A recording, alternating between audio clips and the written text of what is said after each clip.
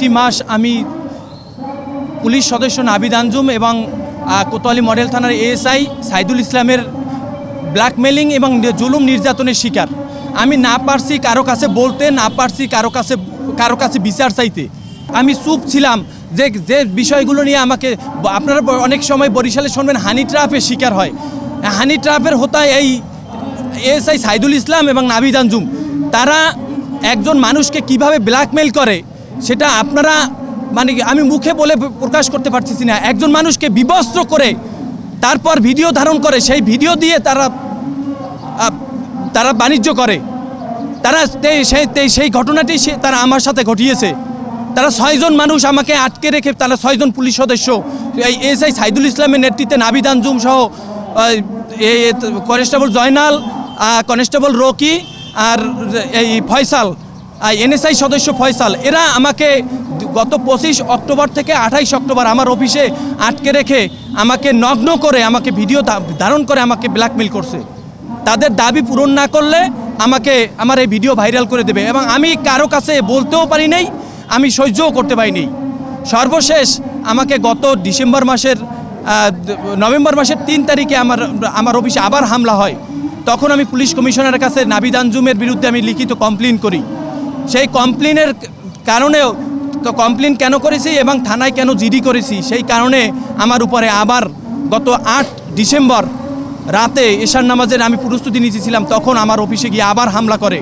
সশস্ত্র হামলা, আমাকে কুপিয়ে জখম করে এবং আমাকে রক্তাক্ত অবস্থায় 999 আমি কল দিয়ে পুলিশের সহায়তা নিয়ে আমি মেডিকেলে ভর্তি হই। পুলিশের সহায়তা নিয়ে মেডিকেল থেকে চিকিৎসা নিয়ে আমি 11 তারিখ রিলিজ হয়ে মেডিকেল থেকে আসি।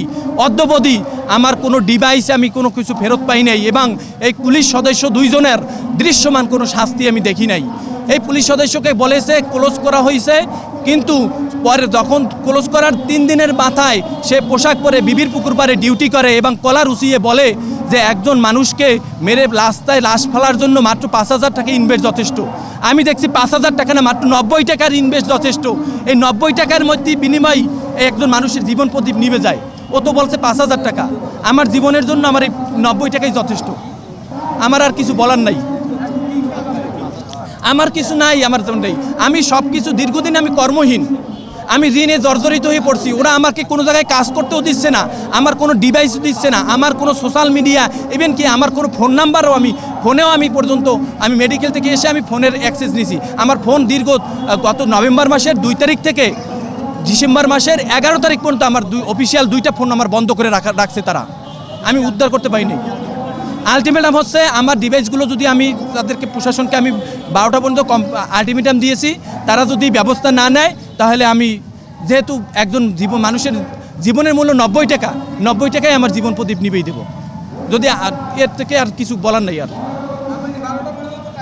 আমি 12টা পর্যন্ত তাদেরকে টাইম দিয়েছি।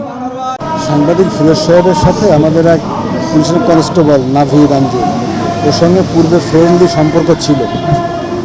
আমরা বিভিন্ন খেলাধুলার সাথে জড়িত ছিল, কোনো ফ্রেন্ডলি সম্পর্ক ছিল না। সেই ঘটনাটা পরবর্তীতে সম্পর্কটা তিক্ততায় রূপ নেয়, এবং ওনার ফিরোজ সাহেবের অভিযোগ যে তার কিছু সাংবাদিকতার কাজে ব্যবহৃত কিছু ইলেকট্রনিক ডিভাইস ওই নাভিদ কনস্টেবলের কাছে আছে।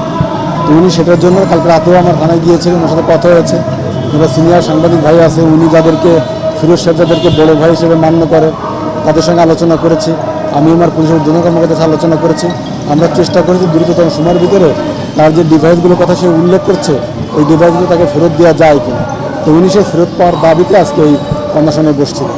তো উনি আবার ওই কাজী মিরাজ সাহেব, পরিবর্তনের যে সাংবাদিক ভাই, উনার কথায় আজকে অনশনে নিয়ে উদ্যোগ করছে। আমরা চেষ্টা করছি যে ওনার ডিভাইসগুলো ওনার হাতে পৌঁছে দিতে পারি কিনা, যত দ্রুত সম্ভব আমরা চেষ্টা চালিয়ে যাচ্ছি। না, একটা সাংবাদিক ভাই যদি সম্পর্ক থাকে অনেক কিছু করা যায়। সাংবাদিক হেলাল ভাই ছিল পরিবর্তন, উনিও মিরাজ ভাইয়ের সাথে কাজ করে। তো ওই সাইদুলের কাছে যে সাইদুলটার সাথে হয়তো তার অভিযোগ, ফিরোজ সাহেবের অভিযোগ, সাইদুল তার সাথে মিসবিহেভ বা ওই যে আজে বাজে কথা বলছে, যেটা উনি উল্লেখ করলেন। কিন্তু যে ডিভাইসগুলো রেখেছিল সেই ডিভাইসগুলো হেলাল ভাই সামনে, হেলাল ভাই নিজেও জানে যে সাংবাদিক হেলাল ভাই যে সে ওইগুলো ফেরত দিয়ে দিয়েছে না, সাইদুলই দেখা দিয়ে দিয়েছে। ওই যে বললাম যে যদি সম্পর্ক থাকে অনেক কিছু করা যায়। ভাই আপনার সাথে ভালো সম্পর্ক থাকলে আপনার যে কোনো জিনিস আমি রাখতে পারি, কিন্তু সেটা যদি পরবর্তীতে আপনি বলেন যে আপনি যদি তখন যদি সম্পর্কটা আগের মতো না থাকে, তখন আপনি কমপ্লেন করতেই পারেন। এবং তার বিষয়গুলো আমরা কোনো রকমই হালকাভাবে দেখছি না, আমরা অবশ্যই এটা জোর দিয়ে দেখছি যে কিভাবে সে কাজে ফিরে যেতে পারে। আমরা চেষ্টা চালিয়ে যাচ্ছি।